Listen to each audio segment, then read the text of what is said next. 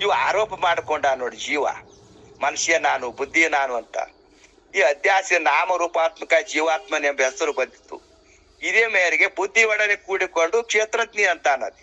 ಬುದ್ಧಿ ನಾನೇ, ನನ್ನ ಬುದ್ಧಿ ಹೋಯ್ತ್ರಿ, ನನ್ನ ಬುದ್ಧಿ ಬತ್ತು, ನಾ ಬುದ್ಧಿ ಅನ್ನ ಚುರುಕದ ಅನ್ನೋ ಯಾವ ಬುದ್ಧಿ, ಅದು ಸ್ವಭಾವ ಅದು. ಹಿಂಗಾಗಿ ಅವರು ಬುದ್ಧಿಯೊಡನೆ ಕೂಡ್ಕೊಂಡನ ಕ್ಷೇತ್ರಜ್ಞ ಎಂದು ಹೆಸರು ಬಂದು ಜೀವಗೆ ಕ್ಷೇತ್ರಜ್ಞ ಅಂತಾರ. ಕ್ಷೇತ್ರಜ್ಞ ಅಂದ್ರೆ ಜೀವ.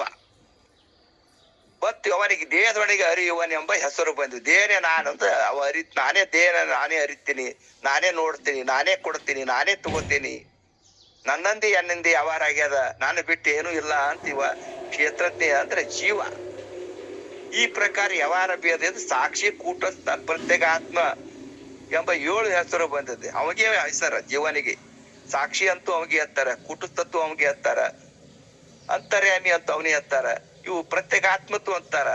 ಇವು ಯಾರು 7 ಹೆಸರುಗಳು ಅವಾಗೆ ಬಂದಾವ ಜೀವನಿಗೆ. ಜೀವನು ಅಜ್ಞಾನ ಮೂಲಕ ತನ್ನ ತಾನೆಂದು ಬಗೆಯುವುದರಿಂದ ಕರ್ತು ಎಂಬ ಹೆಸರು ಬಂದಿರುವುದು. ಆದ ಕಾರಣ ಅವನಿಂದ ಯಮ ನಿಯಮಾದಿಗಳ 2 ಅಂಗಗಳು ಅವಶ್ಯವಾಗಿ ಮಾಡಲ್ಪಡತಕ್ಕದ್ದು. ಯಮ ನಿಯಮ ಅಂಗಗಳು ಒಂದ್ ಯಾವದರ ಸಾಸುಗೊಂಡ ಇದು ಅರಿಲಕ್ ಬರ್ತದ. ಭ್ರಮೆ ವಿಡಿದು ತಾನೆಂಬ ಬಗೆಯ ತನ್ನೋಳು ಇರ್ಪ ಕಥದಿಂದ ತಿಳಿಯಲಿಕ್ಕೆ ಯಮ ಎಂಬ ಅಂಗವನ್ನು ದೃಢಮ ಅಂತರವಾಗಿ ಕ್ರಮದಿಂದ ಕರ್ತು ಎನಿಸು ಕರ್ಣೀಯವು. ಅಂದರೆ ಅಧ್ಯಾಸ ಮೂಲಕ ತಾನಲ್ಲದ ದೇಹದಲ್ಲಿ ತಾನೆಂದು ಭ್ರಮೆ ಆಗ್ಯದ. ಇದ್ದು ಬ್ರಹ್ಮಸ್ವರೂಪ ಅದ, ಇದ್ದು ಇಲ್ಲಾರ್ದ ಅಧ್ಯಾಸದಿಂದ ಕೂಡ್ಕೊಂಡು ಏನ್ ಮಾಡ್ಯಾನ, ದೇಹ ನಾನು ವ್ಯವಹಾರ ಮಾಡಕೈತಾನ ಜೀವ. ಆ ಭಾವನೆ ಮಾಡುವುದರಿಂದ ಈ ಭ್ರಮ ಆಗ್ಯದ. ಹಂಗ ಕಸ್ತೂರಿ ಮುಗಿ ತಿರುಗಾಡಿ ತನ್ನಲ್ಲಿ ಆನಂದದ. ಹಂಗ ತಿರುಗಾಡಿ ಬಂತು ಗುನಾರ್ಗಳ ಗುಡ್ಡಗಳ ತಿರುಗಾಡಿ ಬಂದು ತನ್ನಲ್ಲಿ 4 ಗಂಟೆಗೆ ಬಂದು ಆ ತನ್ನಲ್ಲೇ ಆ ನಾಭಿ ಒಳಗ ಆ ಕುಂಚಿಟ್ಕೊಂಡು ಕೂತಾಗ ಅದೇ ಕಸ್ತೂರಿ ವಾಸನೆ ಬರ್ತದ. ಎಷ್ಟರ ತಿರುಗಾಡಿದೆ ನಾನು, ನನ್ನಲ್ಲಿ ಆನಂದದ.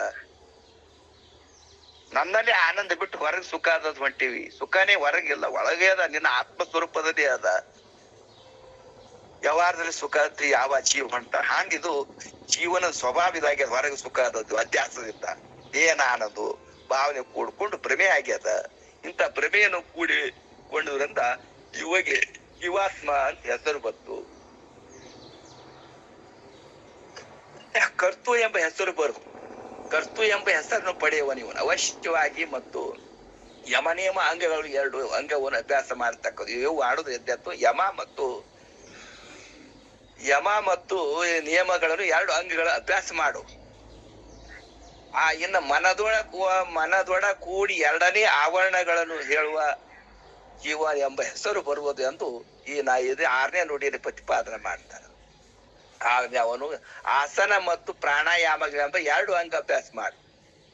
ಮನಸ್ಸು ನಿಂತಿರ್ಬೇಕಾದ್ರ ಅದು ಏನು ಮಾಡು, ಪ್ರಾಣಾಯಾಮ, ಪ್ರತ್ಯಾಹಾರ 2 ಅಭ್ಯಾಸ ಮಾಡಿದೆಪ್ಪ. ಹಿಂದೆ ಹೇಳ್ಕೊತ ಬಂದಾರ ಶರಣರು. ಪ್ರಾಣಾಯಾಮ ಹೆಂಗ್ ಮಾಡ್ಬೇಕು, ಪ್ರತ್ಯಾಹಾರ ಹೆಂಗ್ ಮಾಡ್ಬೇಕು, ಇವು ಆಸನಗಳು ಹೆಂಗ್ ಹಾಕಬೇಕು ಅಂತೆಲ್ಲ ಕೇಳ್ಕೊತ ಬಂದಿವಿ ನಾವು ನೀವು.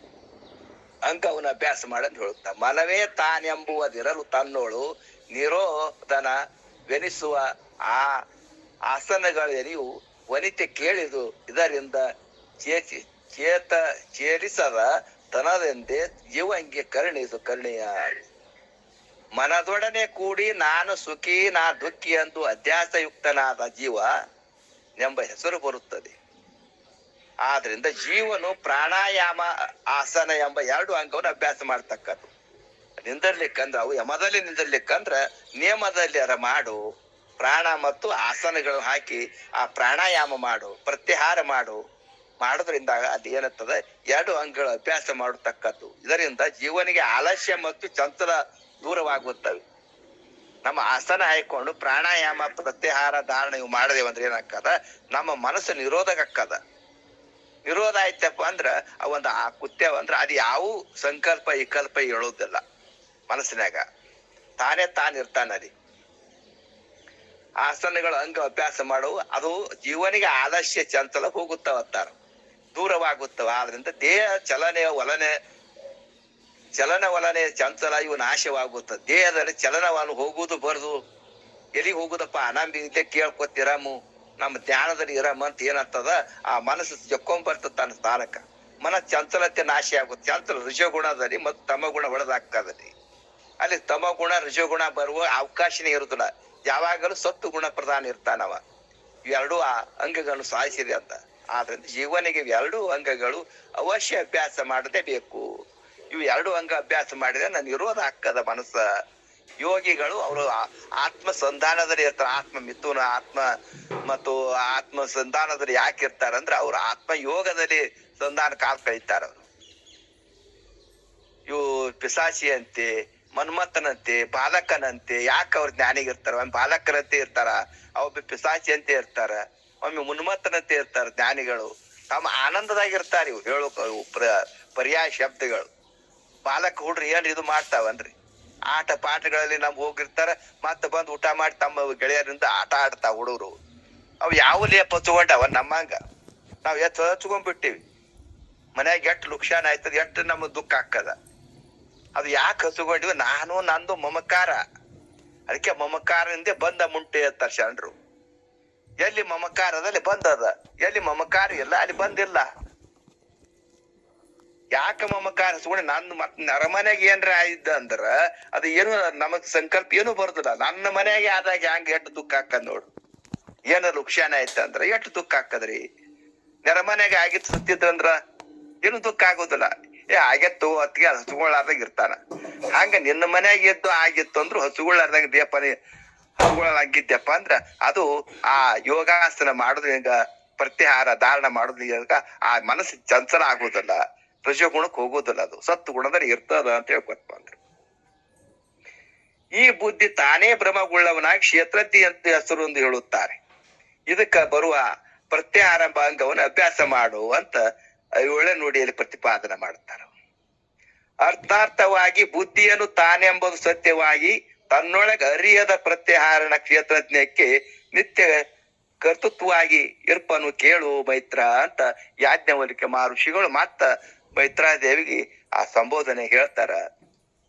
ಬುದ್ಧಿಯೇ ತಾನೇ ಎಂದು ಅಧ್ಯಾಸ ಉಳ್ಳವನಾಗಿ ಕ್ಷೇತ್ರಜ್ಞ ಎಂದು ಹೆಸರು ಬಂತದೆ.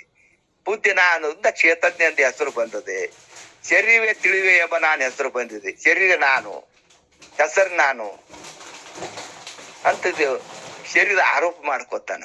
ಆದ್ರಿಂದ ಅವನಿಂದ ಪ್ರತ್ಯಾಹಾರ ಎಂಬ ಅಂಗವನ್ನು ಅವಶ್ಯವಾಗಿ ಅಭ್ಯಾಸ ಮಾಡು. ಇವು ಶರಣರ ಬಳಿ ಆದಾಗ ಅವಶ್ಯವಾಗಿ ಅಭ್ಯಾಸ ಮಾಡೋದ್ರಿಂದ ಮನಸ್ಸು ನಿರೋಧ ಆಕ್ಕದ. ವಿರೋಧ ಆಯ್ತಪ್ಪ ಅಂತ ಆತ್ಮ ಧ್ಯಾನ ನಮ್ಮ ಅಂತಃಕರಣ ಶುದ್ಧಿ ಆಕ್ಕದ್ರಿ. ಮನ ಬುದ್ಧಿ ಚಿತ್ತ ಅಹಂಕಾರಗಳು ಇವು ಮಲಿನ ಆಗ್ಯಾವ. ಇವು ಶರಣರ ಸಂಘದಾಗ ನಾವು ಹಾದ್ಯಾವು, ಸಜ್ಜನ ಸಂಘ ಹಾದ್ಯಾವ ಅಂತ ಇವು ಮಲಿನ ಏನಾಕ ಸ್ವಚ್ಛ ಆಕ್ಕ. ಇವು ನಿರ್ಲೇಪ ಅವ ಏನು ಅಂದ ಅವಕ್ಕೆ ಅಂತಃಕರಣಗಳು ಸ್ವಚ್ಛ ಆದವು ಅಂದ್ರ ಅಭ್ಯಾಸ ತಿಳಿತದ, ಶಾಸ್ತ್ರ ತಿಳಿತದ. ಹೌದಲ್ಲ, ಇದು ನಾ ಶರೀರ ಅಂತ ಕೂತೀನಿ, ಶರೀರ ಪಂಚ ಮಹಾಭೂತ ಶರೀರ ಇದು, ನಾ ಹೆಂಗ ಹಾಕ್ತೀನಿ? ಅದಕ್ಕೆ ಸಾಕ್ಷಿಯಾಗಿ ಅರಿಯುವಂತ ಸ್ವರೂಪ ನಾ ಅದೀನಿ. ಪ್ರತ್ಯೇಕ ಆತ್ಮ ಅದೀನಿ, ಕುಟಸ್ಥ ಅದೀನಿ, ನಿರ್ವಿಕಾರ್ಪ ಸ್ವರೂಪ ಅದೀನಿ. ನಾ ಸಾಕ್ಷಿ ಅಂತ ಅರಿಯುವಂತ ಶಕ್ತಿ ನನ್ನಲ್ಲಿ ಅದಲ್ಲ. ಈ ದೇಹನೇ ಬೇರೆ, ನಾನೇ ಬೇರೆ. ನಾ ದೇಹನೇ ಆಗುದಿಲ್ಲ.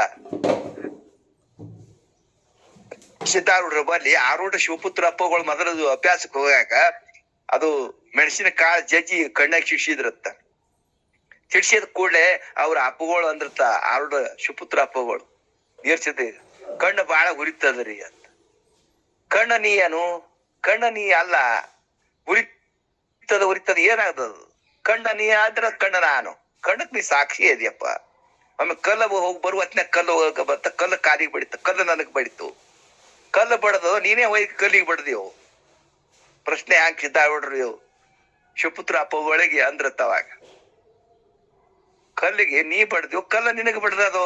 ಕಲ್ಲ ನೀ ಹ್ಯಾಂಗ ಹಾಕ್ರಿ? ಕಲ್ಲನೇ ನೀನು ಬ್ಯಾರೆ, ನೀನು ಕಾಲನೇ ಬ್ಯಾರೆ, ಕಣ್ಣನೇ ಬೇರೆ. ಕಣ್ಣು ಉರಿತದ ಅಂತೀಯಲ್ಲ, ಕಣ್ಣ ಬ್ಯಾರೆ ಅದ. ಕಣ್ಣಿಗೆ ಸಾಕ್ಷಿಯಾಗಿ ಅರಿಯುವಂತ ನೀನು ಶಕ್ತಿ ಅದ. ನೀ ಹಂಗ ಹಾಕಿದ ಕಣ್ಣ? ಇವು ಇಂದ್ರಿಯಗಳು ಅರಸು ಗೊತ್ತಾವ. ಆಂದ್ಯ ಮಾಂದ್ಯ ಪಟತ್ವದಿಂದ ಕೂಡ್ಕೊಂಡಾವು. ನಿನಗೆ ಅದಕ್ಕೆ ಸಾಕ್ಷಿಯಾಗಿ ಅರಿಯುವಂತ ಶಕ್ತಿ ಅದಪ್ಪ ಅಂದಾಗ ಅವಾಗ ಎಷ್ಟೋ ವರ್ಷ ಶ್ರವಣ ಮನ ನಿಧ್ಯಾಸನ ಮಾಡಿದ ಅಪ್ಪಗಳವಾಗ. ಅವ್ರು ಮೊದಲೇ ಇದ್ರು ಮತ್ ಸಂಶಯಗಳು ಬರಬಾರತ್ತ ಅಪ್ಪಗಳು ಹಂಗ ಪರೀಕ್ಷೆ ಮಾಡ್ಲಕ್ಕ ಆರುಡು ಅಪ್ಪಗಳಿಗೆ ಪರೀಕ್ಷೆ ಮಾಡಿರತ್ತಂಗ. ಹಂಗ ನಮಗಲ್ಲಿ ಏನಕ್ಕೆ ತಾಧ್ಯಾತ್ಮ ಸಂಬಂಧ ಪ್ರತಿಯೊಂದು ಇಂದ್ರಿಯಗಳಿಗೆ ನಾ ಅಂತ ಅಹಂಕಾರ ಮಮಕಾರ ಕೂಡ್ಕೊಂಡೇವಿ ಅಂತ 8ನೇ ನುಡಿಯಲ್ಲಿ ಪ್ರತಿಪಾದನೆ ಮಾಡ್ತಾರ ಅವರು. ಅಹಂಕಾರವೇ ತಾನೆಂದು ಅಭಿಮಾನ ಉಳ್ಳವನಾಗಿ ಸಾಕ್ಷಿ ಹೆಸರು ಪಡೆಯುವುದು ಇದು ಧಾರಣ ಎಂಬ ಅಂಗವನ್ನು ಸಾಧಿಸುವುದು ಅಂತಾರ. ಈ ಯೋಗದಿಂದ ಏನಾಗ್ತದ, ಈ ಅಹಂಕಾರ ನಾನೆಂಬ ಅಭಿಮಾನದಿಂದ ಕೂಡ್ಕೊಂಡು ಏನ್ ಮಾಡ್ಯಾನ ಜೀವ, ಸಾಕ್ಷಿ ಎಂಬ ಹೆಸರು ಪಡೆಯುವನು ಅಂದರೆ ಧಾರಣೆ ಎಂಬ ಅಂಗವನ್ನು ಅಭ್ಯಾಸ ಮಾಡು ಅಂತ ಹೇಳ್ಬೋದು. ತನಗ ಅಂಕೃತಿ ರೂಪವಾಗಿ ಆ ಸಾಕ್ಷಿಯೇ ಎಂದೆನಿಸುವ ಧಾರಣೆಯನಿ ಅನುದಿನದಲ್ಲಿ ರಚಿಸುವನು ನೀರೇ ಇದನ್ನು ವೇದಾನು ಶಾಸ್ತ್ರವಿದು ವೇದ ಸಮ್ಮತ್ತದಪ್ಪ, ಗುರು ಸಮ್ಮತ್ತದ. ಇದಕ್ಕೆ ನಂಬು, ಗುರುಗಳ ಮ್ಯಾಲ ನಂಬಿಗಿಡು, ವೇದ ಮ್ಯಾಲ ಇಡು, ಮಠದ ಮೇಲೆ ನಂಬಿಗಿಡು. ಇಟ್ಟಿ ಅಂದ್ರೆ ಅಂಕದ ಇವು ಒಂದು ಅಂಗ ಸಾಧಿಸ್ಯಪ್ಪ ಅಂತದ, ಧಾರಣೆ ಎಂಬ ಅಂಗ ಸಾಧಿಸಿ ಅಂತ ಇದು ನಿನಗ ಅಂತಕ್ಕಣ ಶುದ್ಧಿಯಾಗಿ ಜ್ಞಾನ ಹಾಕದ ಅಂತ ಹೇಳ್ಬೋದು. ಅಹಂಕಾರವು ತಾನೆಂದು ಅಭಿಮಾನ ಮಾಡುವುದು ಅವನಿಗೆ ಸಾಕ್ಷಿ ಎಂಬ ಹೆಸರು ಬಂದಿದ್ದು. ಅಹಂಕಾರ ಮಮಕಾರ ಮಾಡುವುದಕ್ಕೆ ಸಾಕ್ಷಿ ಎಂಬ ಹೆಸರು ಬರುವುದು. ಆದ್ರಿಂದ ಅವನು ಧಾರಣೆ ಎಂಬ ಅಂಗವನ್ನು ಅಭ್ಯಾಸ ಮಾಡು. ಸಾಕ್ಷಿ ಆಗ್ಬೇಕಾದ್ರೆ ಧಾರಣೆ ಎಂಬ ಅಂಗವನ್ನು ಅಭ್ಯಾಸ ಮಾಡತಕ್ಕದ್ದು. ಈ ಮಾಡಿದ್ರಿಂದ ಇವು ಯಾವ ನಿನಗೆ ಕಲ್ಪನೆಗೆ ಬರುವುದಿಲ್ಲ, ನಮ್ಮ ಕಲ್ಪನೆ ಹೇಳುವುದಿಲ್ಲ, ಆದರೆ ಕಿಂತು ಸ್ತುತಿ ಸಮ್ಮತವಾಗಿ ಹೇಳುತ್ತೇವೆ ನಾವು ಅಂತ ಹೇಳಿದ್ರು. ಇನ್ನು 9ನೇ ನುಡಿಯಲ್ಲಿ ಚಿತ್ತವೇ ತಾನೆಂಬ ಅಭಿಮಾನ ಮಾಡಲು ಕುಟುಸ್ತನೆಂಬ ಹೆಸರು ಬಂದಿರುವುದು. ಚಿತ್ತ ನಾನು ಅಂದ್ರೆ ಸ್ಮರಣ ಕೆಟ್ಟುಕೊಳ್ಳೋದು. ಸ್ಮರಣೆ ಮಾಡುವುದು ಯಾವುದು ಚಿತ್ತ. ಮನಸ್ಸ ಸಂಕಲ್ಪ ವಿಕಲ್ಪ. ಅಹಂಕಾರ ಮಮಕಾರ ಇದು ಅಹಂಕಾರಕ. ಜ್ಞಾತೃ ಜೀವ ಇವೆಲ್ಲ ಇವು ಒಂದು ಪರ್ಯಾಯ ನಾಮಗಳು, ಒಬ್ಬಗೆ. ಆದ್ರಿಂದ ಜ್ಞಾನವನ್ನು ಮಾಡಬೇಕೆಂದು ನಿರೂಪಣೆ ಮಾಡುತ್ತಾರೆ. ತನಗೆ ಚಿತ್ತವೆನಿಸುವ ಕೂಟಸ್ಥ ಅನುವಿಂದ ತಾಧ್ಯಾತ್ಮ ಇರಸರು ಮಾಡಲು ಚಿತ್ತವೇ ನನಗೂ ಕಾರಣವಾಗಿ ಅಂತ ಪ್ರತಿಪಾದನೆ ಮಾಡಿದ್ರು ಅವರು. ಚಿತ್ತ ಎಂಬ ಅಧ್ಯಾಸವುಳ್ಳವನಾಗಲು ಹಾಗೆ ಅಂದರೆ ಸಂಸ್ಕಾರ ರಾಶಿ ಕೂಟಸ್ಥನೆಂಬ ಹೆಸರು ಬಂದಿದೆ. ಚಿತ್ತನ ಅಂದಾಗ ಏನಂತ ಅಧ್ಯಾಸದಿಂದ ಇವನಿಗೆ ಏನಾಗ್ಯದ, ಸಂಸ್ಕಾರ ಹಿಂದಿನ ಜನ್ಮ ಸಂಸ್ಕಾರ ಅದ್ರಿ. ಹಗ್ಗದ ಸಂಸ್ಕಾರ ಹಾವಿನಲ್ಲಿ ಆಗ್ಯದ. ಹಿಂದಿನ ಜನ್ಮ ಹಾವು ನೋಡಿದ್ರಂದ್ರೆ ಏಪ್ಪ ಹಾವ ಅಂತ ನಾವು.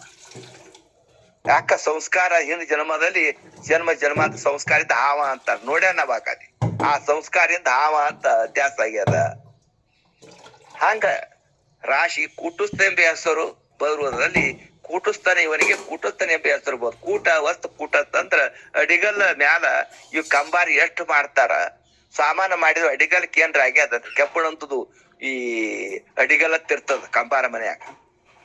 ಅದಕ್ಕೆ ಎಷ್ಟೋ ಸಾಮಾನು ನಡಿಕಿರ್ತಾರ. ಅದ್ರ ಮ್ಯಾಲ ಎಲ್ಲ ಕುರಿಪಿ ಹಾಕದ, ಕುಡುಗೋಲ ಹಾಕದ, ಮತ್ತು ಗುದ್ಲಿ ಹಾಕದ, ಸಲಿಕೆ ಮಾಡ್ತಾರ, ಎಲ್ಲಾನು ಮಾಡ್ತಾರ. ಅದ್ರಾಗ ಮಾಡಿದ್ರು ಆ ಅಡಿಗಲಕ್ಕೆ ಏನ್ರ ಪೆಟ್ಟಾಗಿ ಅದನು ಸಾಮಾನುಗಳು ಪೆಟ್ಟ ಅನಿಸ್ಕೊಂಡು ಅದಕ್ಕೆ ಸಾಮಾನುಗಳು ತಯಾರಾಗಿ ಅಡಿಗಲಕ್ಕೆ ಏನೂ ಆಗಿಲ್ಲ. ಹಂಗ ಕೂಟಸ್ಥಕ ಏನೂ ಆಗಿಲ್ಲವ, ನಿರಾಕಾರ ವಸ್ತು ಅದಾನ. ಆ ಕೂಟಸ್ಥ ಹ್ಯಾಂಗ ಅದಾನು ಹಂಗ ನಿನ್ನ ಸ್ವರೂಪ ಅದತ್ತಾರ. ಹಂಗ ನೀನು ಆ ಕೂಟಸ್ಥ ಅಂಗವನ್ನು ಕೇಳುವುದರಿಂದ ನಿನಗೆ ಅದಕ್ಕೆ ಕೂಟಸ್ಥನು ಬರುವ. ಅದರಿಂದ ಜ್ಞಾನ ಎಂಬ ಅಂಗವನ್ನು ಅಭ್ಯಾಸ ಮಾಡು. ಇದಕ್ಕೆ ಏನ್ ಮಾಡ್ಕೋ, ಜ್ಞಾನ ಎಂಬ ಜ್ಞಾನಕ್ಕೆ ಹಚ್ಚು. ಅಂಗವನ್ನು ಅಭ್ಯಾಸ ಮಾಡೋದ್ರಿಂದ ಚಿತ್ತವು ಸ್ಮರಣೆಗೆ ಬರ್ತದ. ಚಿತ್ತ ಒಂದು ಇದಕ್ಕೆ ಬಂದು ವ್ಯವಹಾರ ಮಾಡ್ಲಿಕ್ಕೆ ಕಾರಣವ ಬರುವುದಿಲ್ಲ. ಅದರಿಂದ ಇದಕ್ಕ ಕೂಟಸ್ಥನೆಂಬ ಹೆಸರು ಬತ್ತು ಅಂತ ಹೇಳಿದ್ರು. ಇನ್ನು ಜ್ಞಾತೃ ಎಂಬ ಅಭಿಮಾನವನ್ನು ಮಾಡಲು ಅಂತರಾಮಿ ಎಂಬ ಹೆಸರು ಹೊಂದಿ ಸಮಾಧಿ ಎಂಬ ಅಂಗವನ್ನು ಸಾಧನ ಮಾಡಿ ಕಡಿದಿದ್ದು. ಸಮಾಧಿವಾದಾಗ ಏನು ಇಲ್ರಿ. ಯಮ ನಿಯಮ ಆಸನ ಪ್ರಾಣಾಯಾಮ ಪ್ರತ್ಯಾಹಾರ ಧಾರಣ ಸಮಾಧಿ ಇವು 8 ಅಂಗಗಳು ಸಾಧಿಸುವತ್ತ ಬಂದ್ರೆ ಒಂದೊಂದು ಮೆಟ್ಟಲುಗಳು ಏರ್ಕೋತ ಬಂದೇವಂದ್ರ ಸಮಾಧಿ ಒಳಗೆ ತಾನಾಗತ್ತ. ಜೀವನ ಮುಕ್ತಿ ವಿಲಕ್ಷಣ ಆನಂದವಂತಾನ ಜೀವ ಇರ್ತಾನ. ಅದು ಆ ಒಳಗಿನ ಇದು ಕಳಿತದ. ಹಗ್ಗ ಹೇಗಿದ್ರು ಹಾವಿನಲ್ಲಿ ಹಲ್ಲು ತೆಗೆದಿರ್ತಾರ. ಹಾವು ಯಾರ ಕೈಯಾಗ ಕೊಟ್ರು ಅದು ಉಪಜೀವನ. ಕಲ್ಲಿದ್ ಬರುದಿರ್ತಾವ, ವಿಷದಲ್ಲ. ಹಾವಿನಲ್ಲಿ ಈ ಹಲ್ಲು ಇದ್ದು ಅಂದ್ರೆ ನಮ್ ವಿಷ ಕಡಿತಪ್ಪ ಅಂತಾರ, ಸಾಯ್ತೀವಿ. ಹಾವಿನಲ್ಲಿ ಇಸದ ಅವಗಾರ ಏನ್ ಮಾಡ್ತಾನ, ಹಲ್ಲು ಕಿತ್ತಿರ್ತಾನ. ಹುಡುಗ್ರ ಕೈಯಾಗ ಪುಟ್ಟಾಗಿಟ್ಟು ಕಳಿಸಿರ್ತಾನ ಮನಿಗೆ. ಹಳ್ಳಿ ಒಳಗೆ ಬರ್ತಿದ್ರು ಅವಾಗ. ಅದಕ್ಕೆ ಯಾರ ಕೊಳ ಹಾಕಿದ್ರು ಏನೋ ಅದು ಕಿಡಿತಿದ್ರಿ. ಯಾಕಂದ್ರೆ ಹಲ್ಲು ಮುರ್ದಾನ. ವಿಷ ಎಲ್ಲ ಅಹಂಕಾರ ಮಮಕಾರ ಎಂಬ ಹಲ್ಲ ತೆಗದಾನ. ಆ ವಿಷದ ಹಾಕ್ತ ನಮಗಲ್ಲಿ ಏನಪ್ಪ ಸದ್ಗುರು ಯಂತ್ರ ಅಹಂಕಾರ ಮಮಕಾರ ತೆಗಿಯಪ್ಪ. ನಾನು ನಂದು ಮಮಕಾರ ತೆಗಿ, ಅಹಂಕಾರ ತೆಗಿ. ಎಲ್ಲರೂ ಕೂಡ ಪ್ರೀತಿ ಪ್ರೇಮ ಇವು ಮಾಡೋದ್ರಿಂದ ಹಾಕದ ಆ ಸದ್ಗುರುಗಳು ನಿನಗ್ ಒಲಿತಾರ ಅಂತಕ್ಕಣ ಸುದ್ದಿ ಹಾಕದ. ಯಾರ್ಯಾರು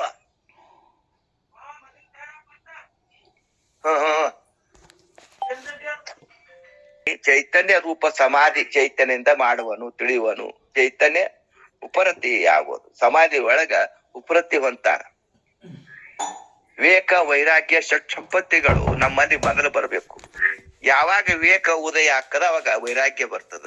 ಶಮ ದಮ ತಿತಿಕ್ಷ ಶ್ರದ್ಧಾ ಸಾವಧಾನಗಳು ನಮ್ಮಲ್ಲಿ ಅಳವಡ್ತಾವ. ಇವು ಬರ್ಬೇಕಾದ್ರೂ ಆ ಸತ್ಸಂಗದಲ್ಲಿ ನಾವು ಪಾಲ್ಗೊಂಡೇವ. ನಿತ್ಯದಲ್ಲಿ ಶ್ರವಣ ಬೇಕು, ನಿತ್ಯದಲ್ಲಿ ಮನನ ಬೇಕು. ಮಾಡಿದಾಗ ನಿತ್ಯಾಸನ ಆಗ್ತದ. ನಾವ್ ಒಂದ್ ದಿನ ಕೇಳುದು 4 ದಿನ ಬಿಟ್ಟೆ ಅಂದ್ರೆ ಅದು ಅಭ್ಯಾಸ ಮುಂದ್ ಹೋಗ್ಬಿಡ್ತದ. ಅದು ನಮಗ ತಿಳಿದಲ್ಲ. ಶಾಸ್ತ್ರ ತಿಳಿಯಾಕಿಲಿ ಕೂತು ಕೇಳುದು ಮಾಡ್ಬೇಕ ನಾವು. 6 ಗಂಟೆಗೆ ಶಂಕರಾನಂದ ಶರಣರು ಯಾಕೆ ಹೇಳ್ತಾರಪ್ಪ ಅಂದ್ರ, ಇವು ನಮಗ್ ಸಲಿಂದ ಇವು ನಾವು ಉದ್ಧಾರ ಆದಪ್ಪ, ನಾವು ಉದ್ಧಾರ ಆಗಮ್ಮ, ಅವರು ಉದ್ಧಾರ ಮಾಡ್ಬೇಕಂತ ಅವ್ರ ಕಳಕಳಿ ಇರ್ತದ. ಮತ್ ಯಾರು ಹೇಳುದ್ರು ಎಷ್ಟು ರೊಕ್ಕ ಕೊಟ್ರು ಸಿಗುದಿಲ್ಲ. ಇದು ಎಷ್ಟು ಹೋಗಿ ಎಷ್ಟು ಶರಣರು ಒಬ್ಬರು ಕರ್ಸಬೇಕಾದ್ರೆ ಎಷ್ಟು ಖರ್ಚು ಆಗ್ತದ್ರಿ. ಒಬ್ಬ ಮಹಾತ್ಮರು ಹಿಡಿಬೇಕ, ಆನಿ ಹಿಡಿಬಹುದು, ಮಹಾತ್ಮರು ಹಿಡಿದಾಗೋದಿಲ್ಲ. ಅವ್ರು ಏನೂ ಇಲ್ಲ ಎದ್ದು 6 ಗಂಟೆಗೆ ನಮ್ಗೆ ಎಲ್ಲರಿಗೂ ಪ್ರತಿಪಾದನೆ ಯಾಕೆ ಉಣಿಸ್ತಾರಪ್ಪ ಅಂದ್ರ ನಾವು ಉದ್ಧಾರ ಆಗ್ಬೇಕು, ಅವರು ಉದ್ಧಾರ ಆಗಿ ಅಂತ ಅವ್ರ ಕಳಕಳಿ ಇರ್ತದ ಜ್ಞಾನಿಗಳ ಬಳಿ. ನಾವು ಅದು ಏನೇ 100 ದಕ್ಕದಕ್ಕ 6 ಗಂಟೆಗೆ ಕೇಳೋದ್ರಿಂದ ಅದಕ್ಕೆ ತಿಳಿತ. ಇದಕ್ಕಿದು ಅಂತಾರ, ಇದಕ್ಕೆ ಕುಟುಂಬ, ಇದು ಪ್ರತ್ಯೇಗಾತ್ಮ ಅಂತಾರ. ಇದಕ್ಕೆ ಅಧ್ಯಾಸಗಳಂದ್ರೆ ಏನು, ಅರ್ಥ ಅಧ್ಯಾಸ ಅಂದ್ರೆ ಏನು, ಅನೋನ್ಯ ಅಧ್ಯಾಸ ಅಂದ್ರೆ ಏನು, ಪ್ರಾಗ ಭಾವ ಅಂದ್ರೆ ಏನು, ಪ್ರದೋಷ ಭಾವ ಅಂದ್ರೆ ಏನು, ಅನೋನ್ಯ ಭಾವ ಅಂದ್ರೆ ಏನು, ಅತ್ಯಂತ ಅಭಾವ ಅಂದ್ರೆ ಏನು. ಇವು ಪರ್ಯಾಯ ಶಬ್ದಗಳು ತಿಳಿತಾವ. ಸ್ವಗತ ಭೇದ ಅಂದ್ರೆ ಏನು, ಸಜಾತಿ ಭೇದ ಅಂದ್ರೆ ಏನು, ವಿಜಾತಿ ಭೇದ ಅಂದ್ರೆ ಏನು. ಇವು ಶಬ್ದಗಳು ಕಠಿಣ ಇದ್ರು ಮತ್ತ ಒಬ್ಬರಿಂದ ಒಬ್ಬರು ಬಾಯಿಲಿ ಶರಣರ ಬಾಯಿ ಕೇಳಿ ಚರ್ಚೆ ಮಾಡಿದೇವಂದ್ರ ಮತ್ತ ತಿಳಿತದ. ಅದು ತಿಳಿಲಕ್ಕೆ ಬಂದದ ಮಾನವ ಜನ್ಮ ಅಂತ ತಿಳಿಲ. ಎಷ್ಟೋ ಜನ ಮೊದಲೇ ಆ ಕಡೆ ಮಾಡಿದಾರೆ, ಈ ಕಡೆ ಹೊಳ್ಸು ಪಾರಮಾರ್ಥ ಕಡೆ ಹೊಳಿಸಿದೇವ ಅಂದ್ರ ನಮ್ಮ ಉದ್ಧಾರ ಆಗುವಂತದ್ದು. ಇದೇ ಸಂಕಟ ಬರುದು. ಈ ಕೋಟಿಗಟ್ಲೆ ಗಳಿಸಿದ್ರು ಇನ್ನು ಸಂಕಟ ಬರುದು. ಭ್ರಮ ಉಳ್ಳವನಾಗಿ ಅವನಿಗೆ ಯಾವಾಗ ಅಂತರ್ಯಾಮಿ ಹೆಸರು ಬರುವುದು, ಯಾಗ ಜೀವ ಜ್ಞಾತೃ ಎಂಬ ಹೆಸರು ಅವಾಗ ಅಂತರ್ಯಾಮಿ ಹೆಸರು ಬರುವುದು. ಆ ಜ್ಞಾತೃಕರಣದಿಂದ ಒದಗಿ ಬಂದು ಪ್ರೇರಿಸುವಂತ ಅಂತರ್ಯಾಮಿ ಹೆಸರು ಉಂಟು. ಆದ್ದರಿಂದ ಸಮಾಧಿ ಅಂಗವನ್ನು ಮನೋಶಾಂತಿಯಿಂದ ಅಭ್ಯಾಸ ಮಾಡು. ಕಡಿದು ಏನ್ ಹೇಳ್ತಾರೆ, ಸಮಾಧಿ. ಅಲ್ಲಿ ಅಭ್ಯಾಸ ಮಾಡಿದೆಪ್ಪ ಅದು ಈ ಮನಸ್ಸು ಹೊರಗೆ ಹೋಗುವುದೇ ಇಲ್ಲ. ಅದು ಒಂದ್ ಹತೋಟಿಗೆ ಬರ್ತದ. ಅದು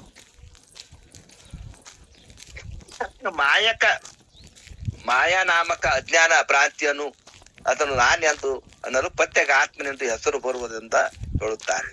ಕುತ್ಯ ಉಳ್ಳ ನೀ ಎನಿತುವನೆ ಸಮ ಇರ್ಪದೆ ಕುತ್ಯ ಮಾಯ ಉಪಹಿತವಾದ ಪ್ರತ್ಯೇಕ ಆತ್ಮನೇ ಇದು ಸತ್ಯವೇನೆ ಕುತ್ಯ ಮೈತ್ರ ನೀನು ಅರಿ ಅಂತ ಮತ್ತೆ ಕಡೆ ನುಡಿಯಲ್ಲಿ ಹೇಳ್ತಾರ ಅವರು. ಜೀವನು ಅಜ್ಞಾನ ಆ ಮಾಯಾ ಉಪಾಯದಿಂದ ಕೂಡಿಕೊಂಡು ಪ್ರತ್ಯೇಕ ಆತ್ಮ ಹೆಸರು ಪಡ್ಕೊಂಡಾನ. ಜೀವ ಏನ್ ಮಾಡ್ಯಾನ, ಅಜ್ಞಾನದಲ್ಲಿ ಕೂಡಿಕೊಂಡು ಮಾಯಾ ಆವರಣವ. ಈಶ್ವರಿಗೆ ಮಾಯಾ ಆವರಣದ, ಜೀವನಿಗೆ ಅಜ್ಞಾನ ಆವರಣ ಅದ ರೀ. ಜೀವನ ತಿಳ್ಕೊಳ್ಳೋದಂಗ ಮಾಡಿದ ಅಜ್ಞಾನ. ಮಾಯಾ ಈಶ್ವರನಿಗೆ ಮಾಯಾ ಆವರಣ ಉಪಾಧಿ ಕೂಡ್ಯದ. ಕೂಡ್ಕೊಂಡ ಪ್ರತ್ಯೇಕ ಆತ್ಮ ಹೆಸರು ಪಡೆದದ. ಅಂದರೆ ಅಜ್ಞಾನದಿಂದ ಒಳಗಾಗಿರುವಂತ ಅಜ್ಞಾನದಿಂದ ಜೀವ ಏನ್ ಮಾಡಿ, ಅಜ್ಞಾನದಿಂದ ನಾ ತಿಳಿತದ, ನನಗೇನು ಒಟ್ಟ ಶಾಸ್ತ್ರ ಜ್ಞಾನ ಆಗದ್ದು ಅಂತ ಹೇಳ್ತು. ಜೀವನ ಸ್ವಲ್ಪ ಅಜ್ಞಾನ. ಅದು ಅಜ್ಞಾನ ಆವರಣ, ವಿಕ್ಷೇಪ, ಪರೋಕ್ಷ ಜ್ಞಾನ, ಅಪರೋಕ್ಷ ಜ್ಞಾನ, ಶೋಕ ನಿವೃತ್ತಿ, ಪರಮಾನಂದ ಪ್ರಾಪ್ತಿ ಇವೆಲ್ಲ ಅಜ್ಞಾನ ಅಧ್ಯಾಸ ಒಳಗೆ ಬರ್ತಾ ಇವು ಏನು ಒಂದೊಂದು ಪರ್ಯಾಯ. ಅವಾಗ ಆನಂದ ಸಮಾಧಿ ಒಳಗೆ ಕೃತ್ಯ ಆಗಿದ್ದಪ್ಪ ಅಂದ್ರೆ ಯಾವ ಏನು ಇಲ್ಲ ಅವಾಗ ಜ್ಞಾನಿಗೆ. ಶೋಕ ನಿವೃತ್ತಿ ಆಯ್ತು, ಪರಮಾನಂದ ಪ್ರಾಪ್ತಿ ಹೊಂದದಂದ್ರ ಅದೇನು ಇಲ್ಲ. ತಾನ್ ನಿದ್ದೆ ಒಳಗೆಟ್ಟ ಆನಂದ ಅದ್ರಿ. ಹಂಗ ಜಾಗರಕ್ಕೆ ಬಂದ್ ಕೂಡ ಮತ್ತೆ ಉಪಾಧಿ ಹತ್ತಿದ್ದು. ಜಾಗರಕ್ಕೆ ಬಂದಾಗ ನಂದು ನಾನು ಅಂತ ಅಹಂಕಾರ ಮಮಕಾರ ಅಂತದು ಎಂತದು ಅಂತ ಒಂದ್ ಎಲ್ಲಾ ಉಪಾಧಿ ಕೂಡ್ಕೊಂಡು ಜಗತ್ತಿನಾಗ ವ್ಯವಹಾರ ಮಾಡ್ಲಕತ್ತೀವಿ. ನಿದ್ದೆ ಒಳಗೆ ಏನದ್ರಿ, ನಿದ್ದೆ ಎಟ್ಟ ಆನಂದ. ಇವತ್ ನಿದ್ದೆ ಎಂದೂ ಆಗಿಲ್ರಿ ಅಂತೀವ. ಎದರ ಆನಂದ? ಆ ಶಾಂಪನ್ ಆನಂದ ನಿದ್ದೆ ಕೊಟ್ಟ ಆ ಬ್ರಹ್ಮನ ಆನಂದೇ ಅದು. ಅಂತ ಆನಂದ ಸ್ವರೂಪನೇ ನೀ ಎದಿದಿ. ಇದು ತಾಧ್ಯಾತ್ಮ ಸಂಬಂಧ ಹೊಂದ ಜೀವ ಅಂತ ಹೇಳ್ಕೊತ ಬಂದ್ರು. ಇದು ಇಂತು ಏನೊಂದು ಮಾಡದೆ ತನ್ನ ಸುಮ್ಮನಿರುವುದೇ ಕಾರ್ಯವತ್ತು. ಸಮಾಧಿ ಒಳಗೆ ಸುಮ್ಮನಿರುವುದು. ಸುಮ್ಮನಿದ್ದೇವ ಸತ್ಯ ವಸ್ತು ನಿನಗೆ ಆಗ್ತದ ಮೈತ್ರಾದೇವಿ ಅಂತ ಯಾಜ್ಞವರ್ಕು ಮೈತ್ರಾದೇವಿಗೆ ಸೂತ್ರದ 17 ಸೂತ್ರದ ಹೇಳ್ಯಾರ. ಇನ್ನು ಶರಣರು ಮಾತಾಡೋರು ಅದಾರ, ಹುಣ್ಣಿಮೆ ಅಪ್ಪೋಳ್ದಾರ, ಮತ್ತು ನಮ್ಮ ವಾಯುಕಟ್ಟಿ ಶರಣರು ಅದಾರ. ಇನ್ನು ಅವ್ರ ಕಡೆ ನಾವು ನೀವು ಕೇಳಿ ಮುಕ್ತರಾಗಮಂತೇಳಿ ನನಗೂ ಶಂಕರಾನಂದ ಅಪ್ಪಾಜಿ ಅವರದೊಂದು ದಿನನಿತ್ಯರು ಇಲ್ಲಿ ತನ ಇದರ ಬಗ್ಗೆ ಸಾಕಷ್ಟು ವಿಷಯಗಳನ್ನು ಎಲ್ಲರಿಗೂ ನಮಗೆ ಹಂಚಿಕೊಂಡ್ರು. ಇಲ್ಲಿ ಸೂತ್ರ 17ರಲ್ಲಿ ಸಪ್ತ ಆವರಣಗಳನ್ನ ಪ್ರಸ್ತುತಪಡಿಸಿದರು. ಯಾಕಂತಂದ್ರ ನನ್ನಕ್ಕಿಂತ ಭಿನ್ನವಾಗಿರತಕ್ಕಂತ ಈ ದೇಹಾದಿಗಳೊಡನೆ ಅಧ್ಯಾಸದಿಂದ ಕೂಡಿ ನಾ ಏನ್ ಮಾಡೀನಿ, ಅಭಿಮಾನ ಉಳ್ಳವನಾಗಿ ಇವೇ ಸತ್ಯ ಅಂತ ತಿಳ್ಕೊಂಡು ಈ ಆವರಣಗಳನ್ನ ಮಾಡಿಕೊಂಡು ನನ್ನನ್ನು ನಾನು ಮರ್ತಿರ್ತಕ್ಕಂಥದ್ದು ಅಂದ್ರ ಅಧ್ಯಾಸ. ಅಧ್ಯಾಸ ಅಂದ್ರೇನು? ಮೊದಲು ಹೇಳ್ಯಾರಲ್ರಿ, ಭ್ರಾಂತಿಯ ಜ್ಞಾನಕ್ಕೆ ವಿಷಯವಾಗಿರುವ ಮಿಥ್ಯ ಜ್ಞಾನವೇ ಅಧ್ಯಾಸ. ಇಲ್ಲೇನಾಯ್ತ್ರಿ? ಮಿಥ್ಯ ಜ್ಞಾನ. ಸತ್ಯ ಅಸತ್ಯಗಳ ಜ್ಞಾನವೇ ಅಧ್ಯಾಸ. ತಾನಲ್ಲದನ್ನು ತಾನೆಂದು ಕುಳಿತಿರುಕೋ ಆರೋಪ ಮಾಡಿರುವುದೇ ಅಧ್ಯಾಸ. ಅಂದ್ರೆ ಮಿಥ್ಯ ಜ್ಞಾನ ಅಂದ್ರೆ ಮಿಥ್ಯ ಅಂದ್ರೆ ಇದು ನಾಶವಾಗಿ ಹೋಗ್ತಕ್ಕಂಥದ್ದು. ಅರ್ಥಾತ್ ಇಲ್ಲಿ ಏನಾಯ್ತು, ನನಗಿಂತ ಭಿನ್ನವಾದ ಈ ದೇಹಾದಿಗಳನ್ನೇ ಕೂಡಿಕೊಂಡು ನಾ ಏನ್ ಮಾಡೀನಿ, ನಾನೆಂದು ಅಭಿಮಾನ ಏನ್ ಮಾಡಕತ್ತೀನಿ. ಇವೆಲ್ಲವುಗಳನ್ನ ಇವು ನಿನಗ ಆವರಣ ಆಗ್ಯಾವ. ಆವರಣ ಅಂದ್ರ ಮುಚ್ಚಿ ಹಾಕ್ಯಾವ. ಮುಚ್ಚಿ ಹಾಕಿ ಏನ್ ಮಾಡವು, ನಿನ್ನನ್ನ ನಿನಗ ತಿಳಿಲಾರಂಗ ಮಾಡಿರ್ತಕ್ಕಂಥದ್ದೇ ಈ ಅಧ್ಯಾಸ. ಈ ಅಧ್ಯಾಸವನ್ನ ನೀನು ಹೋಗಲಾಡಿಸಬೇಕಾದ್ರ ಸಗುಣದಲ್ಲಿ ಯಮ ನಿಯಮಾದಿಗಳ ಅಂಗಗಳ ಮುಖಾಂತರ ಈ ಆವರಣವನ್ನ ನೀನು ಆಗಿರ್ತಕ್ಕಂಥ ನಿನಗ ಆವರಣಗಳನ್ನ ತೆಗೆದು ಇವು ಆವರಣಗಳನ್ನ ತೆಗೆದು ಹೋದಿ ಅಂತಂದ್ರ ಈಗ ಜೀವಾತ್ಮನಲ್ಲಿ ನೀನು ಭ್ರಮೆ ಮುಖಾಂತರ ಇವುಗಳು ನಾನು ಎಂಬ ಭಾವನೆಗಳ ಮುಖಾಂತರ ನೀವು ಹೊಂಟಿಯಲ್ಲ, ಇವುಗಳನ್ನ ಗುರುಶಾಸ್ತ್ರ ಉಪದೇಶಗಳ ಮುಖಾಂತರ ಇವು ನಾನಲ್ಲ ಎಂಬತಕ್ಕಂತ ವಿಚಾರದಲ್ಲಿ ನೀನು ಚಿಂತನೆಯಲ್ಲಿ ತೊಡಗಿದ್ದೆ ಆದ್ರೆ ಅವಾಗ ಅಂತರಾತ್ಮ ಆಗ್ತಿ. ಇವೆಲ್ಲವೂ ಆವರಣಗಳು, ಇವೆಲ್ಲವೂ ನಾಶವಾಗ್ತಕ್ಕಂಥವು. ಇವ್ಯಾವು ನಾನಲ್ಲ ಎಂಬತಕ್ಕಂಥದ್ದು ದೃಢ ಜ್ಞಾನ ನಿನಗಾಯ್ತಂದ್ರ ಅವಾಗ ನೀ ಏನಾಗ್ತಿ, ಪರಮಾತ್ಮ ಆಗ್ತಿ. ಒಬ್ಬನೇ ಜೀವ, ಜೀವಾತ್ಮ, ಅಂತರಾತ್ಮ, ಪರಮಾತ್ಮ. ಉಪಾಧಿಗಳ ಮುಖಾಂತರ ನೀನು ಒಬ್ಬನೇ ಕಾರಣವಾದಂತ ಈ ಪುರುಷ ಉಪಾಧಿಗಳ ಮುಖಾಂತರ ನೀನು ಹೇಗೆ ಬೇರೆ ಬೇರೆಯಾಗಿ ಆವರಣವಾಗಿ ನೀನು ತೋರ್ತಿಲ್ಲ, ಇವೆಲ್ಲವೂ ಸುಳ್ಳ ಎಂಬತಕ್ಕಂಥದ್ದನ್ನ ನೀನು ತಿಳ್ಕೋಬೇಕಾದ್ರ ಈ ಯಮ ನಿಯಮಾದಿಗಳ ಅಂಗದಿಂದಲೂ ನಿನ್ನನ್ನು ನಿನಗೆ ಕಾಣ್ಲಕ್ಕ ಈ ಆವರಣಗಳನ್ನ ನಾಶ ಮಾಡುವ ಶಕ್ತಿ ಇವು ಅಂಗಗಳಿಗೆ ಅದಾವು ಎಂಬತಕ್ಕಂಥದ್ದನ್ನ ಪರಮ ಪೂಜ್ಯರು ಸಾಕಷ್ಟು ಇಲ್ಲಿ ತಿಳುವಳಿಕೆ ರೂಪವಾಗಿ ನಮಗೆ ಕೊಟ್ರು. ಯಾಕಂತಂದ್ರ ಕಾರ್ಯಕಾರಣ ಸಿದ್ಧಾಂತದಲ್ಲಿ ನಾವು ನೋಡಿಕೊಂಡಾಗ ಕಾರ್ಯಗಳನ್ನ ನಾವು ಬಿಡ್ಲಾಕ್ತಾ ಇರೋದೀವಿ. ಕಾರ್ಯಗಳನ್ನ ನಾವು ಬಿಡ್ಲಾಕ್ ಹೆಂಗಂದ್ರೆ ಒಂದು ಎಲ್ಲಿ ಗುಟ್ಕಾ ತಿನ್ನೋದು, ದಾರು ಕುಡಿದು, ಮಾಂಸಾದಿಗಳನ್ನ ಸೇವನೆ ಮಾಡೋದು, ಇವೆಲ್ಲವನ್ನು ಬಿಡ್ಲಾಕ್ತಾ ಇರೋದಿ. ಅದನ್ನು ಮಾಡತಕ್ಕಂತ ಇವೆಲ್ಲವುಗಳನ್ನು ಪ್ರೇರೇಪಿಸ್ತಕ್ಕಂತ ಮನಸ್ಸನ್ನೇ ನಾವು ಲಯ ಮಾಡಿದೀವಿ ಅಂದ್ರ ಆ ಮನಸ್ಸನ್ನೇ ಇವೆಲ್ಲದಕ್ಕೂ ಕಾರಣವಾದಂತ ಮನಸ್ಸು, ಆ ಮನಸ್ಸನ್ನೇ ಲಯ ಮಾಡಿದಾಗ ಇವೆಲ್ಲ ಹೆಂಗ್ ತೋರ್ತಾವು? ಇವು ತೋರುದಿಲ್ಲ. ಹಂಗಾಗಿ ಇಲ್ಲಿ ಯಾಜ್ಞವಲ್ಕ ಮುನಿಗಳು ಏನು ಬೋಧನೆ ಮಾಡ್ಯಾರ ಅಂದ್ರ ಕಾರ್ಯಗಳನ್ನ ಬಿಡುವುದಲ್ಲಪ್ಪ, ಆ ಕಾರ್ಯಗಳಿಗೆ ಯಾವುದು ಕಾರಣ ಆಗ್ಯದಲ್ಲ ಆ ಕಾರಣ ಸಹಿತವನ್ನ ನಷ್ಟ ಮಾಡ್ಕೊಳ್ಳೋದು ಅವ್ರ ಮರ್ಮಾಂಗಕ್ಕೆ ಹೇಳ್ಯಾರ. ಅಲ್ಲಿ ಹಂಗಂದ್ರ ಶಾಸ್ತ್ರಗಳು ಹೆಂಗ ಮರ್ಮವನ್ನು ತಿಳಿಸ್ತಾವ, ನಿಜದ ಮರ್ಮ. ಇಲ್ಲಿ ಕಾರಣ ಅಂದ್ರೆ ಬೀಜ, ಆ ಬೀಜವನ್ನೇ ನಾಶ ಮಾಡಬೇಕು. ಮತ್ತೆ ಬೀಜ ಇದ್ರ ಮತ್ತೊಂದು ಕಾಲಕ್ಕೆ ಅದು ಹೊರಗೆ ಬರುದೇ ಸಸಿಯಾಗಿ. ಆ ಬೀಜ ಹುರಿದು ಬೀಜ ಆಯ್ತು ಅಂತಂದಾಗ ಅದು ಸಸಿಯಾಗಲು ಸಾಧ್ಯವಿಲ್ಲ ಎಂಬ ಹಾಗೆ ಇಲ್ಲಿ ಯಮ ನಿಯಮಾದಿಗಳಿಂದ ಬರ್ತಕ್ಕಂತ ಎಲ್ಲ ಉಪಯೋಗಗಳನ್ನ ಅಧ್ಯಾಸ, ಭ್ರಾಂತಿ, ಮರೆವು ಇವೆಲ್ಲವನ್ನೂ ಇದು ಕಳೀತದೆ ಎಂಬತಕ್ಕಂಥದ್ದನ್ನ ಸೂತ್ರ 17ರಲ್ಲಿ ಬಹಳ ಸವಿಸ್ತಾರವಾಗಿ ತೋರಿಸಿಕೊಟ್ಟಾರ. ಅದಕ್ಕಾಗಿ ಇಲ್ಲಿ ನಾನು ಅಲ್ಲ ಅನ್ನತಕ್ಕಂತ ಈ ಆವರಣಗಳು ಹೆಂಗ ನನ್ನ ಮುಚ್ಚಾಕಿ ನಾನು ಇದ್ದದ್ದನ್ನು ಬಿಟ್ಟು ಇಲ್ಲಾರ್ದು ಸತ್ಯವತ್ತು ತಿಳ್ಕೋತ ಹೋಗ್ಲಕ್ ಕಾರಣವಾಗಿರತಕ್ಕಂತ ಇವು ಆವರಣಗಳು ಇಲ್ಲಿ ಶರೀರ, ಮನಸ್ಸು, ಚಿತ್ತ, ಅಹಂಕಾರ, ಜ್ಞಾತೃ, ಮಾಯ.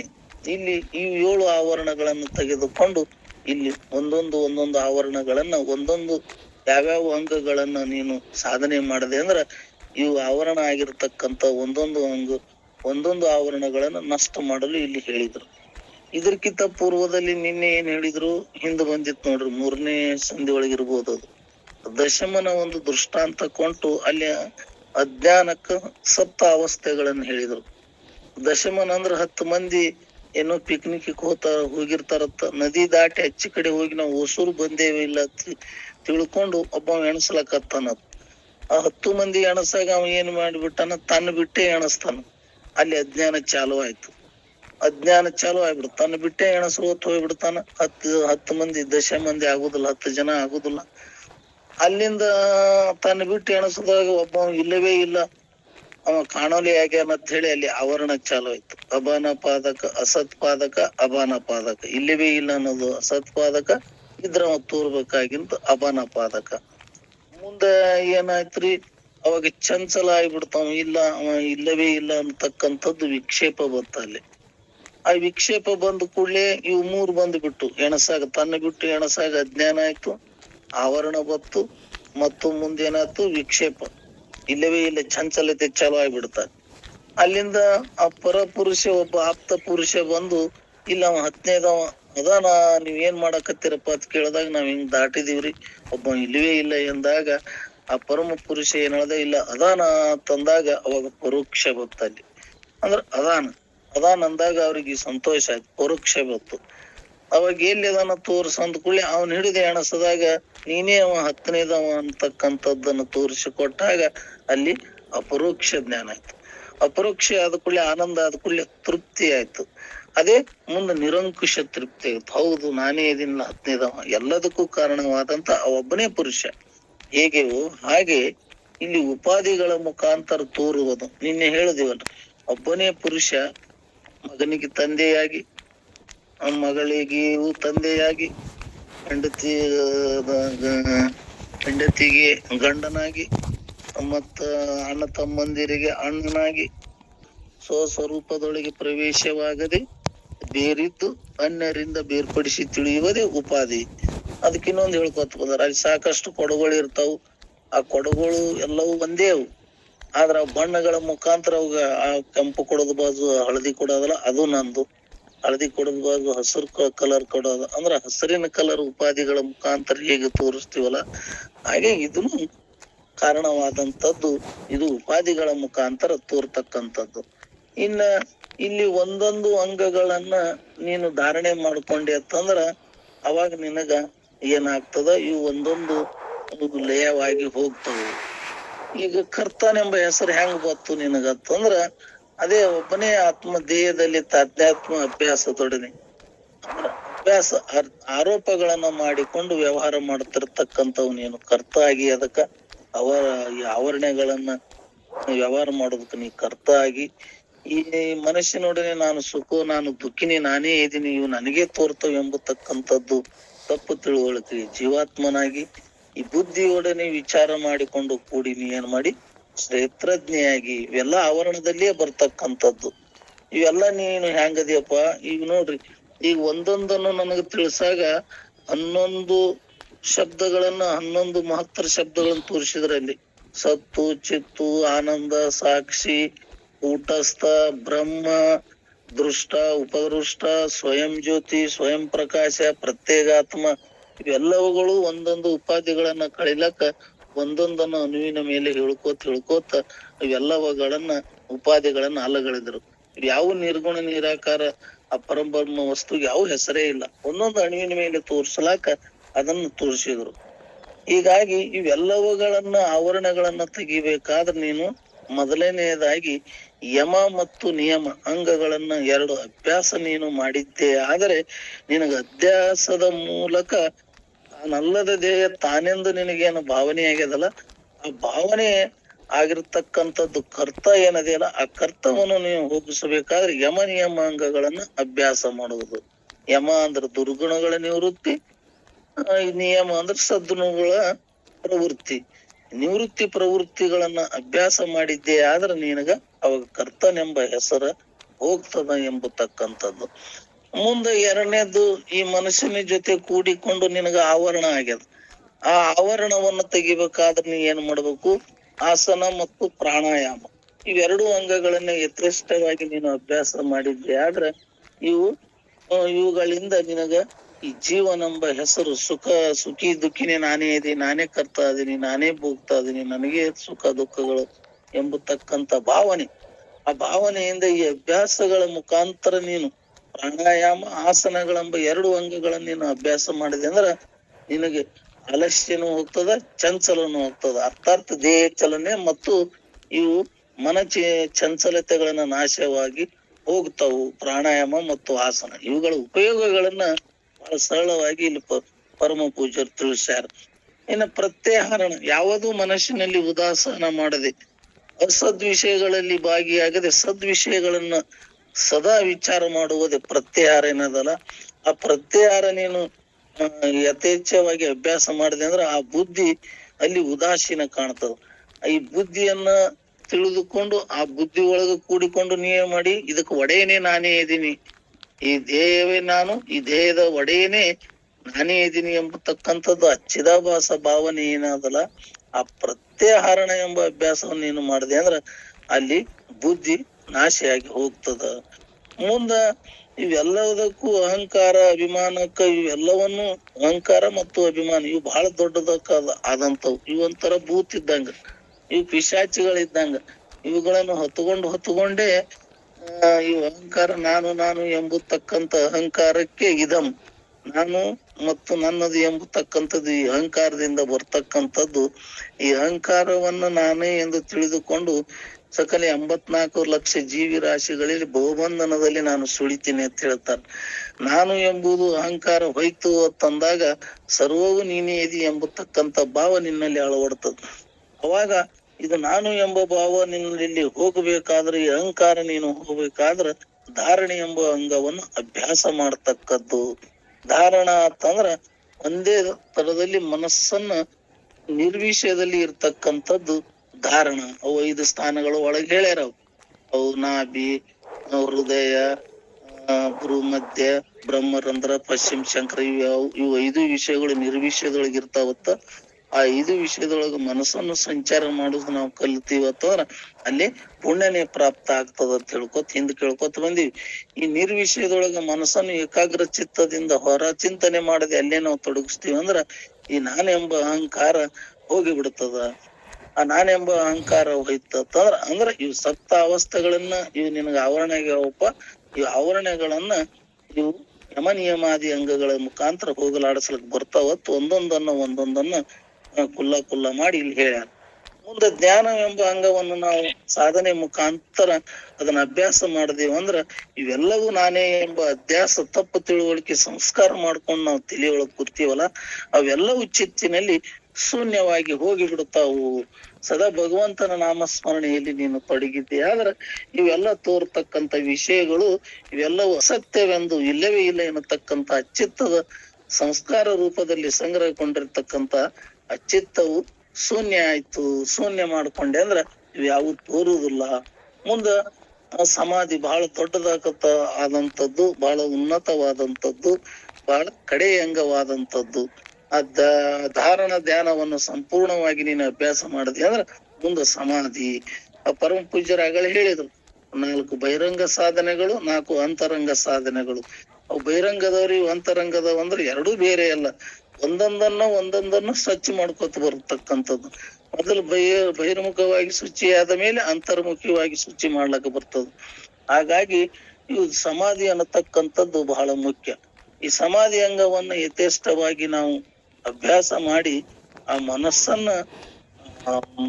ಬ್ರಹ್ಮನಲ್ಲಿ ಆತ್ಮ ಆಕಾರ ವೃತ್ತಿಯಲ್ಲಿ ನಾವು ಲಯ ಮಾಡಿದೆವು ಅಂದ್ರೆ ಅವಾಗ ಜೀವ ನಾನಲ್ಲ, ಜ್ಞಾತೃ ನಾನಲ್ಲ, ಚಿದಾಭಾಸ ನಾನು ಬಾಡಿಗೆಯಾಗಿ ಪ್ರತಿಬಿಂಬದ ರೂಪವಾಗಿ ಇದ್ದವನು, ಇದು ನನ್ನ ಪ್ರತಿಬಿಂಬ ಅಲ್ಲ ಅಂತ ಹೇಳಿ ಆ ಬ್ರಹ್ಮನಲ್ಲಿ ಲಯವೇನು ಚಿದಾಭಾಸ ಆಗ್ತಲ್ಲ, ಅದೇ ಇದು ಜ್ಞಾತೃ ನಾನು ಎಂಬ ಭಾವನೆ ಅಲ್ಲಿ ಹೋಗಿಬಿಡ್ತದ. ಇವೆಲ್ಲದಕ್ಕೂ ಕಾರಣವಾಗಿರ್ತಕ್ಕಂಥದ್ದು ಬಹಳ ಮುಖ್ಯವಾದಂಥದ್ದು ಈ ಮಾಯಾ. ಈ ಮಾಯಾವನ್ನ ಇದು ಮಾಯಾ ಅಂದ್ರು ಒಂದೇ, ಅವಿದ್ಯೆ ಅಂದ್ರು ಒಂದೇ, ಅಜ್ಞಾನ ಅಂದ್ರು ಒಂದೇ, ವಿತರ್ಕ ಅಂದ್ರು ಸಾಕಷ್ಟು ಹೆಸರುಗಳದಾವ ಇದಕ್ ಮಾಯಕ್ಕ.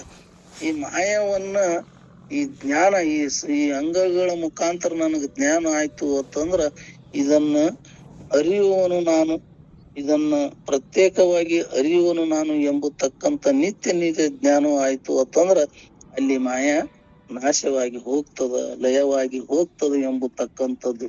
ಯಾಕಂತಂದ್ರ ಈ ಮಾಯಾ ಅಜ್ಞಾನದ ಉಪಾಧಿಯಿಂದ ಏನ್ ಮಾಡ್ಯಾನ, ನಾನು ನಾನು ಎಂಬತಕ್ಕಂತ ತಾನಲ್ಲದನ್ನ ತಾನೇ ಅಂತ ತಿಳ್ಕೊಂಡನಲ್ಲ, ಆ ನಿತ್ಯ ನಿಜ ಜ್ಞಾನ ನನಗೆ ಯಮಾದಿ ಅಂಗಗಳ ಮುಖಾಂತರ ಸಾದರ ಪಡಿಸ್ತು ಅಂತಂದಾಗ ಇವೆಲ್ಲವುಗಳನ್ನು ಎದುರಿಟ್ಟು ಅರಿವು ಆತನು ನಾನು ಅದಿನಿ ಎಂಬತಕ್ಕಂತ ನಿಜ ಜ್ಞಾನ ಆಯ್ತು ಅಂತಂದಾಗ ಯಾವ ಆವರಣಗಳು ಇಲ್ಲವೇ ಇಲ್ಲ ಎನ್ನತಕ್ಕಂತ